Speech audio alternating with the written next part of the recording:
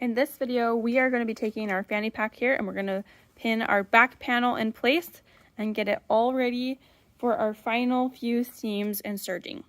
So, in order to do this, I'm going to take all of my webbing and I'm going to have my fanny pack. So this is what it would look like when you're wearing it. I'm going to turn it inside out so it's kind of like a bowl. Okay, and I'm putting all my webbing in this bowl. Okay, so I'm going to put this guy in here. My longer piece, I'm going to roll up so that he really stays out of the way. We don't want to accidentally sew our webbing somewhere it's not supposed to be, because that would be really sad. So I'm going to roll this guy up so he stays inside. And then I'm going to take my zipper and I'm going to unzip it 1/3 of the way so that we can get our project right side out again. So I'm going to unzip that a little bit. And I'm ready to pin my piece in place. So I'll take the back panel. We'll look at, so here's my pretty side. Here's my ugly side, right side, wrong side. We're going to put right sides together. And I'll start at one of my side panels. That's just probably the easiest place, my top corner. And I'm going to put a pin there. And I'll just go through and pin all my corners first. So I'll just pin these top corners. There's lots of things to match up. So anytime you can find one identifying place where it should line up, like the top corner, bottom corner, that's always a good place to start with your pinning so that you don't accidentally pin the wrong places together. So from there, I'm going to go ahead and find my bottom corner and pin that in place.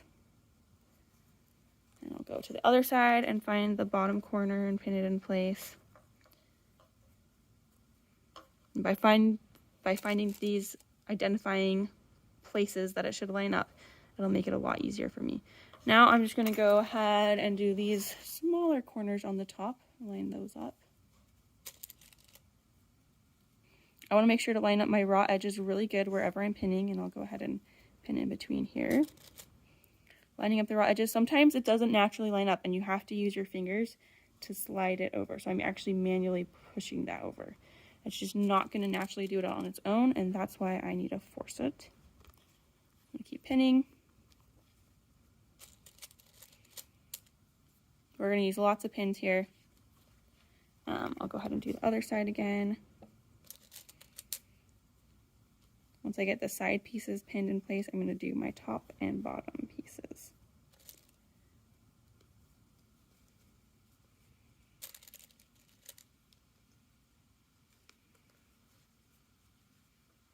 And I'm going to really try and avoid any tucks. So anywhere I see a tuck might happen, I'll put extra pins.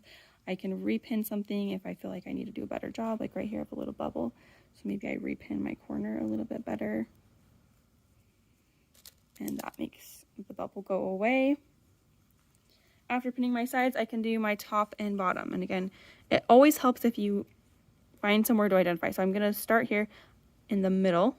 I'm going to try and line those up pretty good. And if I need to adjust, because I didn't get a perfect middle, that's fine. But I'll pull these two corners to make sure that's pretty close to the middle. And if I can break anything in half, that always helps. So after I break that in half, I'm going to break my next section in half.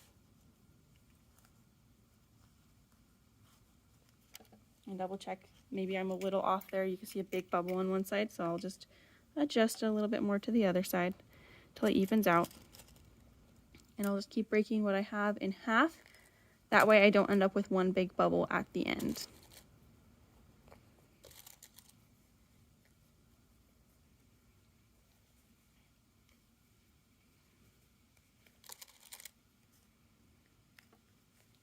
They're both kind of weird shapes, so sometimes it's a little bit tricky. Just do your best.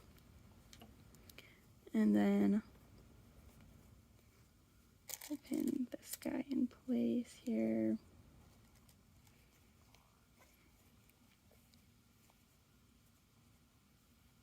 Sorry, lots and lots of pinning to do. So I'm just trying to break things into smaller segments, putting as many pins in as I feel like I need. And then I'll just do the bottom. I'm almost there. I'm keeping all that webbing inside. I'll pull these tight and again find the bottom. And this was actually helpful. I can see the crease from where my fabric was folded. You might not be able to see that though. So you're just going to pull it like this and find close to the bottom and pin that. Because the more we can break it up, the better it will look when we're sewing. Just putting a pin in every couple inches at least, more for places that look a little bit tricky. But since it's pretty straight right here, I don't feel like I need as many as I did on the side or the top. And I have those all pinned in place. I'm ready to go ahead and move on to sewing.